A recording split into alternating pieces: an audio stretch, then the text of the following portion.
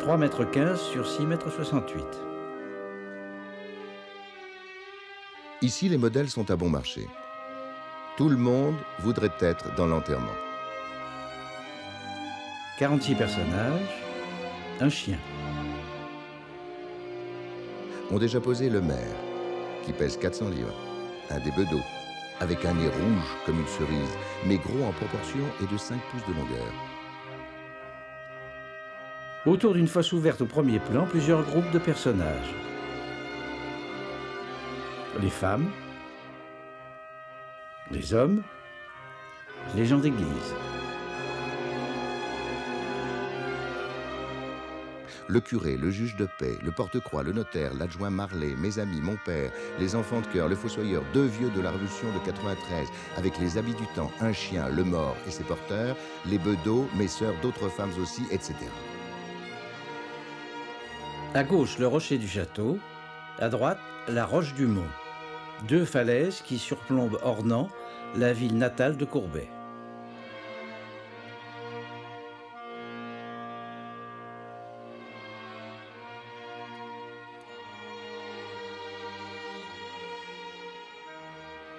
Ornans, Franche-Comté, 25 km de Besançon, 3000 habitants à l'époque. La Loue est une résurgence du Doubs. Elle passait alors pour une rivière née de la montagne. Courbet reviendra souvent à sa source, à ses méandres encaissés, à ses paysages calcaires.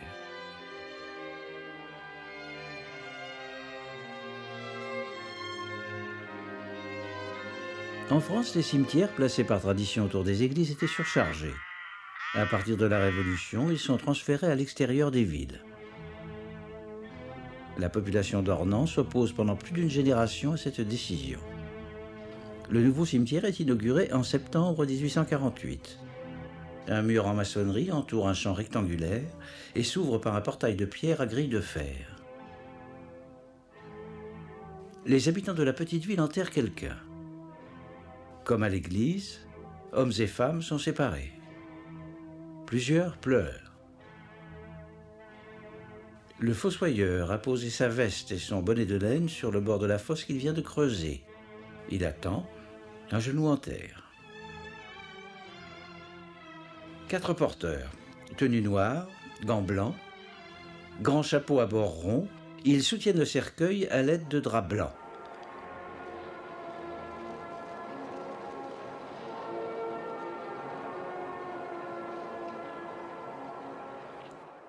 Trois sacristains aux curieuses barrettes. Courbet réutilisera cette coiffure dans un tableau, La mort de Jeannot, aujourd'hui disparu. Le curé a revêtu la chasuble noire de l'office funèbre et une étole bordée de fils d'argent. Il a ôté sa barrette et la garde à la main, tandis qu'il lit les textes dans son bréviaire. Un enfant de chœur tient un porte-cierge. Il lève la tête vers un des porteurs dont il vient peut-être de heurter le chapeau avec son cierge. L'autre enfant de chœur tient le vase d'eau bénite.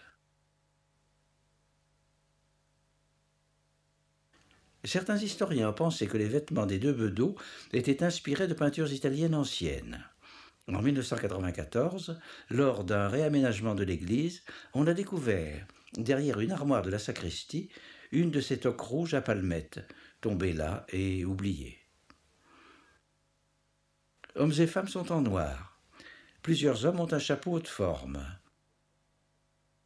Les femmes, capuche noire et coiffe blanche. Seuls les 2 personnages à droite de la tombe portent redingote et culotte à l'ancienne, avec guêtre pour le premier et bas bleu pour le second. Celui-ci est coiffé d'un bicorne.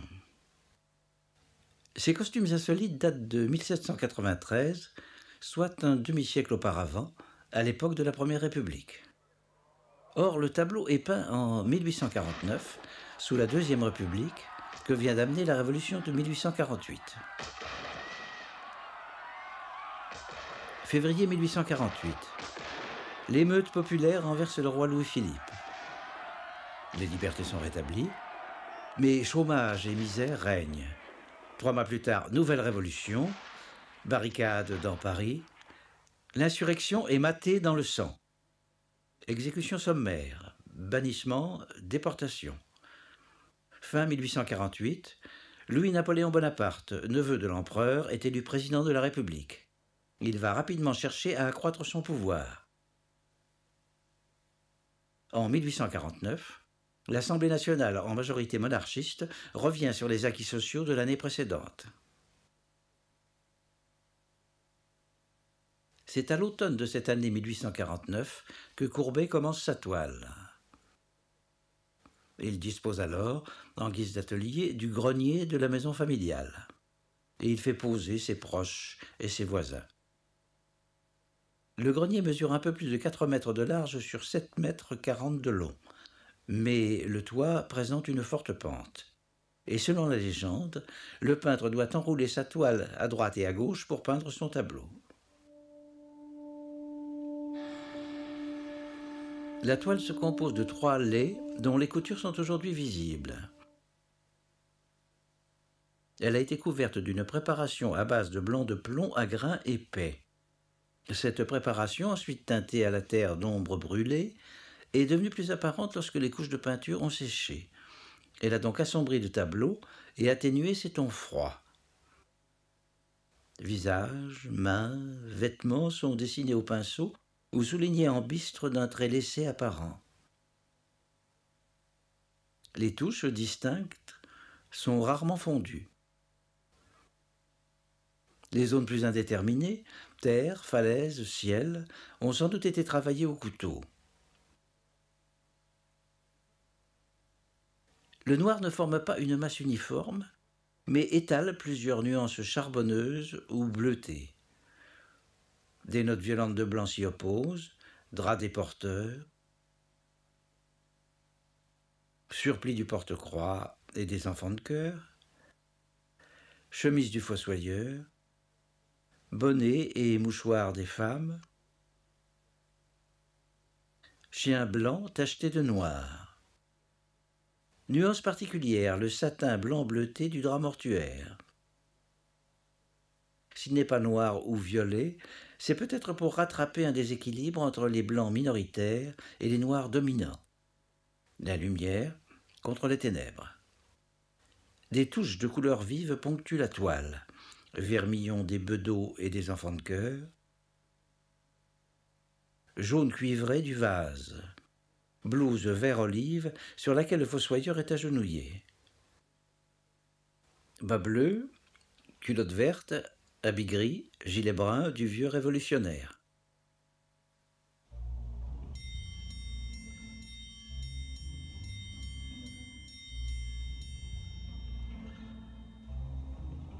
Plusieurs repentirs sont réapparus. Le chapeau d'un des porteurs a été déplacé. Une femme en capuche effacée. Un profil d'homme décalé. La toile est à peu près 2 fois plus longue que large. Son format panoramique est encore souligné par la crête des falaises. Les personnages sont figurés grandeur nature, ce qui renforce l'effet de réalisme. Un dessin préparatoire ébauche une première idée du tableau. Un cortège avance de droite à gauche, cercueil et gens d'église en tête, suivis par les hommes puis par les femmes. Le fossoyeur est agenouillé à l'extrême gauche devant une tombe qu'on devine. Sur la toile, la composition est plus complexe. Le groupe semble désormais s'étirer parallèlement au contour des falaises.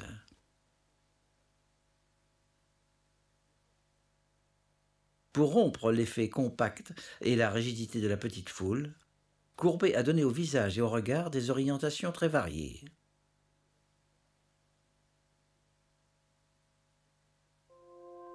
Le peintre figure un moment précis. Le convoi vient de pénétrer dans le cimetière et s'est scindé en 3 groupes. Les gens d'église et les porteurs viennent se placer à gauche de la fosse, les hommes à droite. Les femmes continuent à avancer de gauche à droite pour contourner le groupe des hommes. Elles tournent alors et reviennent vers la fosse. Cette fosse est vue de biais comme si le spectateur se tenait à gauche du trou.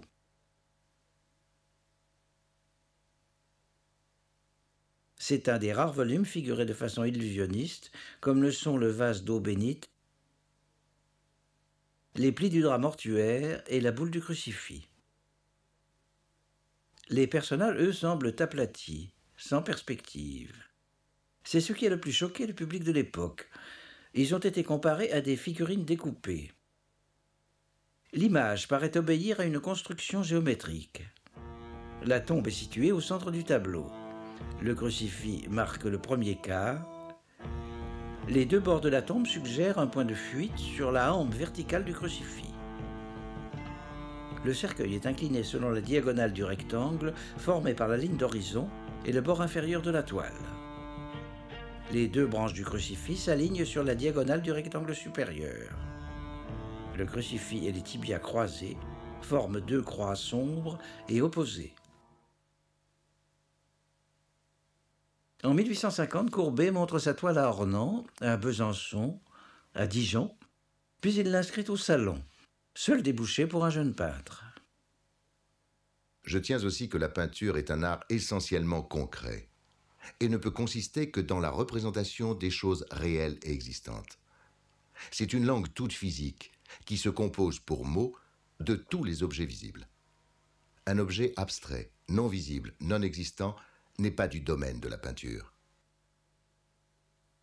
L'ami de Courbet, le journaliste Champfleury, avait lancé en 1847, dans les conversations de café, le mot réalisme et fait du peintre le principal représentant du nouveau courant. Le Salon, au lendemain de la Révolution, s'ouvre à toutes sortes de thèmes sociaux. Les peintres utilisent de très vastes formats, montrent des scènes domestiques et donnent à leurs héros très ordinaires la grandeur solennelle de personnages historiques. Leurs tableaux contrastent avec les sujets de fantaisie dont le salon était alors encombré. En 1849, Courbet a exposé 10 œuvres au Salon. Avec l'après-dîner à Ornans, il a obtenu une deuxième médaille, ce qui le dispensait à l'avenir de soumettre ses toiles au jury. Le tableau a été acheté par l'État pour le musée de Lille. Au Salon de 1850-1851, il apporte donc 9 toiles. Parmi celles-ci, les casseurs de pierre, aujourd'hui disparus, les paysans de Flagey revenant de la foire, et un enterrement à Ornans. Courbet rêve sans doute de voir son enterrement acheté pour le musée du Luxembourg, comme les Romains de la décadence de Thomas Couture l'a été 3 ans plus tôt. Il l'a inscrit dans le registre du Salon sous le titre « Tableau de figures humaines, historique d'un enterrement à Ornans ». L'histoire a retenu un titre plus court. Au lendemain des violences révolutionnaires de 1848, la réaction politique se transforme peu à peu en dénigrement agressif chez les critiques et chez les caricaturistes. Les demoiselles de village, les paysans de Flagey revenant de la foire, les casseurs de pierre. Pourquoi donc, papa, on appelle ça de la peinture socialiste, hein? Parbleu, parce qu'au lieu d'être de la peinture riche, c'est de la pauvre peinture. L'enterrement de M. Courbet. On dirait que son pinceau se complaît dans l'imitation systématique de la nature triviale et hideuse, que ses préférences s'adressent tout particulièrement au type grotesque, à toutes les difformités de la laideur physique. Une caricature de Bertal, qui ne conserve du tableau que le chien et les 2 bedeaux, reprend les larmes du drap mortuaire, perçues peut-être comme des crottes de chien. De même, quelques années plus tard, la caricature de Cham sur l'atelier changera le pinceau du peintre en balayette. En 1855, alors que plusieurs de ces toiles sont acceptées à l'exposition universelle, l'enterrement et l'atelier sont refusés. Courbet, par défi, les expose dans un baraquement qu'il fait construire avenue Montaigne, non loin de la section Beaux-Arts de l'exposition. Il recommencera pour l'exposition de 1867. Je n'ai jamais eu d'autre maître en peinture que la nature et la tradition, que le public et le travail. En 1881, 4 ans après la mort du peintre, sa sœur Juliette retire le tableau de la vente aux enchères et le donne à l'État. L'année suivante, il est mis en place au musée du Louvre, où il restera exposé 1 siècle, à côté des grands tableaux de Gros, Géricault ou Delacroix. En 1986, l'enterrement est transféré au musée d'Orsay. 2 ans avant de peindre l'enterrement, Courbet avait voyagé en Hollande. Il avait été séduit par les portraits de corporations du XVIIe siècle, comme la Ronde de nuit de Rembrandt, ou la compagnie du capitaine Allard Klok de Thomas de Keyser, ou encore la maigre compagnie de Franz Hals, dont les chapeaux ont pu l'inspirer.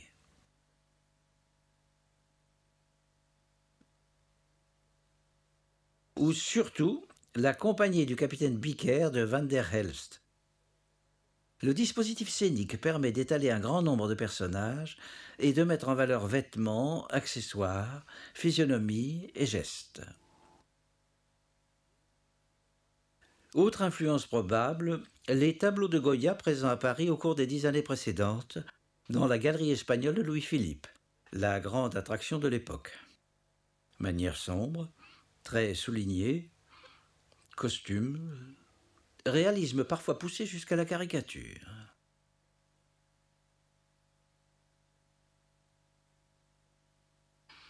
Dans son format comme dans sa composition, le dessin préparatoire de l'enterrement rappelle une gravure sur bois qui circulait en Franche-Comté et qui servait de faire-part mortuaire. Avec ses personnages appartenant à 4 générations successives, le tableau évoque aussi les gravures populaires sur les degrés des âges. Une sorte de pyramide montre les différentes étapes de la vie. Autre image très répandue en ce temps, les cérémonies du retour des cendres de l'empereur Napoléon en 1840. Courbet a assisté à une partie des cérémonies parisiennes. Il a vu les gravures et il s'en souvient sans doute en peignant le tableau.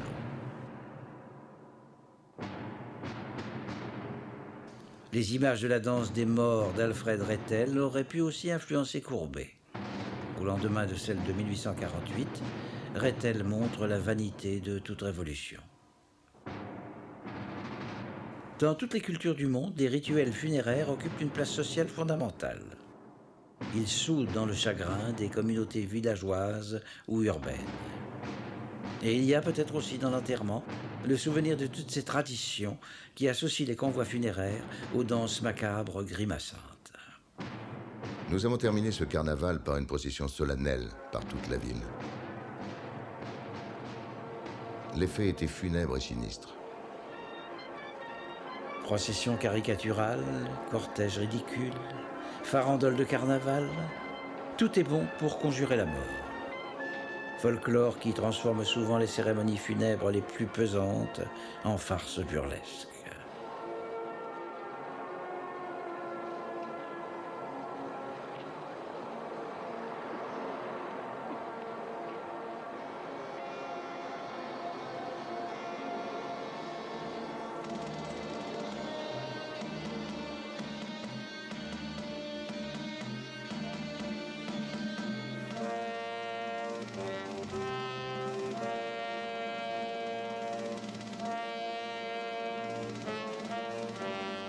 Qui sont donc ces personnages? Des ouvriers, des paysans, des bourgeois?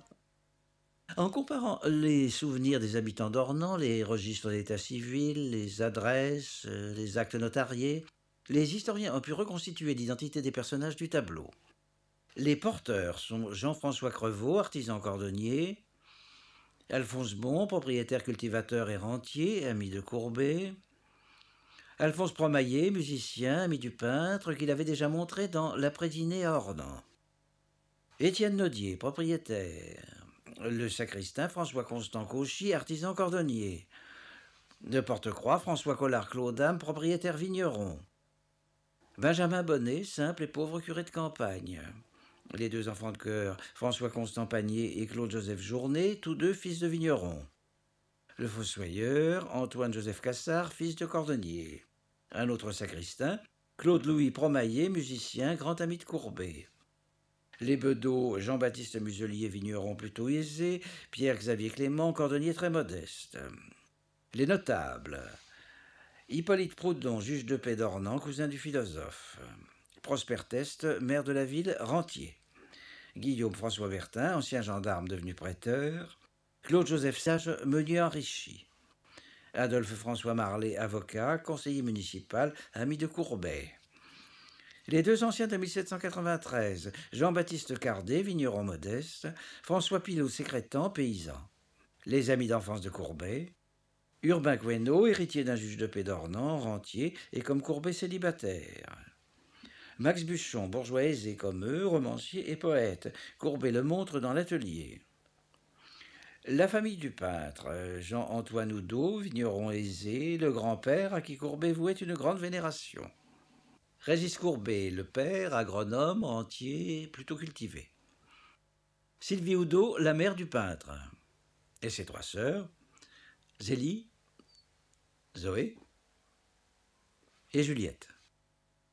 Les autres femmes de la cérémonie sont Félicité Collard-Talent, mère d'un des porteurs Alphonse Bon, Jeanne-Marguerite Victoire Sevray, femme d'un des sacristains, Jeanne-Baptiste Gros-Lambert, dite la mère Gagé, femme du vieillard que Courbet montre dans Les Casseurs de pierre.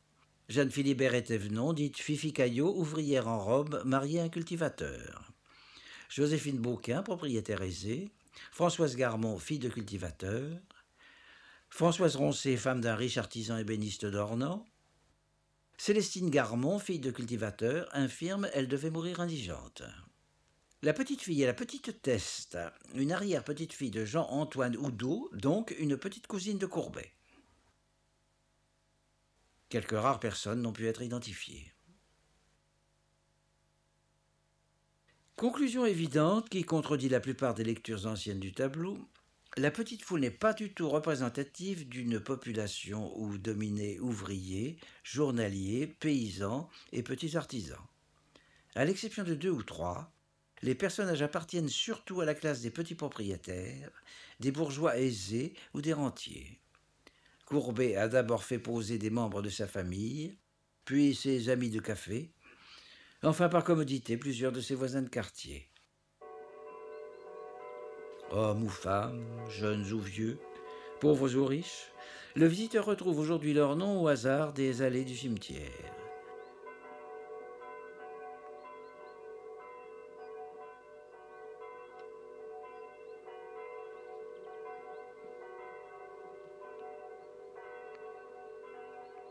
Courbet lui-même, mort en exil en Suisse, est revenu à Ornans. Il est possible que le peintre ait voulu rendre compte dans son tableau des sourdes menaces politiques de l'été 1849. À tel point qu'on a pu imaginer que la scène était l'enterrement symbolique de la République. Pour certains, Courbet marquerait l'opposition entre les républicains et l'Église, considérée comme conservatrice.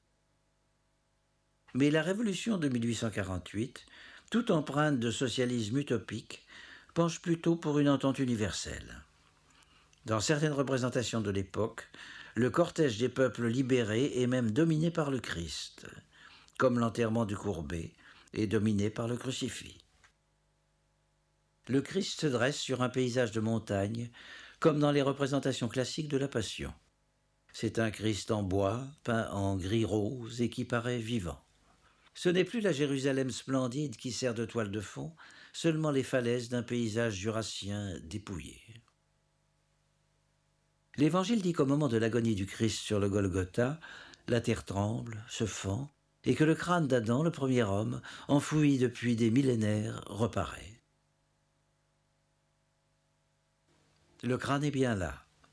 La notation se veut édifiante, comme ces objets placés dans les vanités pour rappeler à tous le sort commun.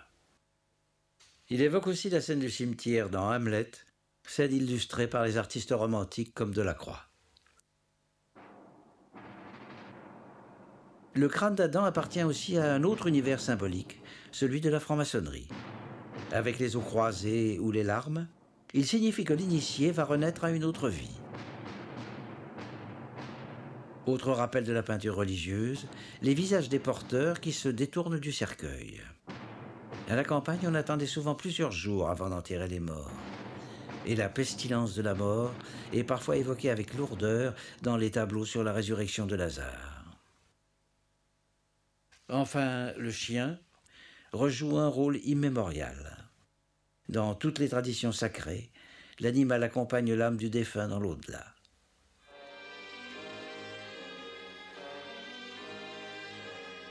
Mais qui enterre-t-on à Ornans? Qui se trouve dans le cercueil? Première hypothèse, le premier mort déposé dans le nouveau cimetière, Claude-Étienne Teste, vigneron, propriétaire influent et républicain. Teste était le grand-oncle de Courbet. Il est donc normal que la famille et les notables soient présents. Mais, en creusant, le fossoyeur a mis au jour des ossements humains. C'est un détail incongru si Teste est vraiment le premier mort. Deuxième hypothèse, le grand-père de Courbet. Pourtant, Jean-Antoine Oudot est présent dans le tableau, juste derrière le cercueil. Triste, sombre, séparé des trois groupes, il rappelle ces représentations du mort qui figuraient au-dessus de la sépulture dans les tombeaux antiques. Troisième hypothèse, la grand-mère du peintre, décédée en 1847. D'où peut-être le chagrin de la famille et la présence du grand-père, seul derrière le cercueil. Quatrième hypothèse, la femme du fossoyeur Cassard, décédée en 1848. Le fossoyeur n'est qu'un citoyen pauvre, mais ses fonctions l'entourent de crainte et de respect, et lui valent l'hommage des personnalités de la ville. Cinquième hypothèse, un membre de la famille Proudhon. Hippolyte Proudhon occupe en effet une place centrale au premier rang de la cérémonie. Toutes ces hypothèses s'accordent mal avec le drap blanc qui couvre le cercueil. Le blanc était réservé aux jeunes femmes et aux enfants. Sixième hypothèse donc, Clarisse, première sœur du peintre, née 2 ans après lui, est morte à l'âge de 13 ans en 1834. Le tableau pourrait être un rappel de ce deuil. Quelques années après l'enterrement, Courbet peindra un étrange tableau. D'abord intitulé « La toilette de la mariée », il a été reconnu comme une toilette mortuaire, une coutume de Franche-Comté. Les femmes d'un village parent pour son dernier voyage une jeune morte. Peut-être s'agit-il d'un souvenir d'adolescence. Le blanc joue ici le rôle principal, celui de la couleur funèbre. Entre 1847 et 1849, Courbet perd sa grand-mère, son grand-père et son grand-oncle Teste. À la même époque, les sépultures de l'ancien cimetière, dont celle de Clarisse, sont transférées dans le nouveau. C'est dire combien les cérémonies funèbres durent être obsédantes pour le peintre et sa famille pendant ces années-là. Septième hypothèse, peut-être le cercueil contient-il les restes mêlés de toute une famille qu'on transporte de l'ancien cimetière vers le nouveau. Le peintre dira un jour avec ironie, c'est l'enterrement du romantisme. Et le tableau est en effet, ultime hypothèse, comme l'enterrement du jeune peintre en personne, pleuré par tous les siens. Comme si Courbet faisait ses adieux à son image romantique et au thème sombre, romanesque de ses premiers tableaux. Les larmes et les ossements du rituel, qu'ils soient chrétiens ou maçonniques, signifiaient que l'initié allait s'ouvrir à une autre vie. Courbet s'enterre donc lui-même pour mieux renaître à une autre peinture. Plus tard, le peintre reviendra obstinément aux fentes et aux creux de sa terre natale, et surtout à cette grotte, source de la Loue, qui est pour lui comme le sanctuaire d'une question fondamentale, comme un œil béant qui lui renvoie son propre regard. Mais pour l'heure, le trou qui s'ouvre au cœur de la toile n'est que la fosse du cimetière, un trou de terre froide, qui, chaque personnage de l'image le sait, finira par tous nous engloutir.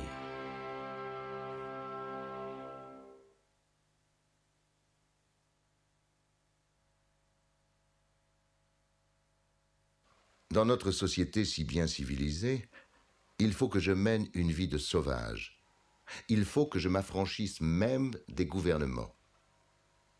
Le peuple jouit de mes sympathies.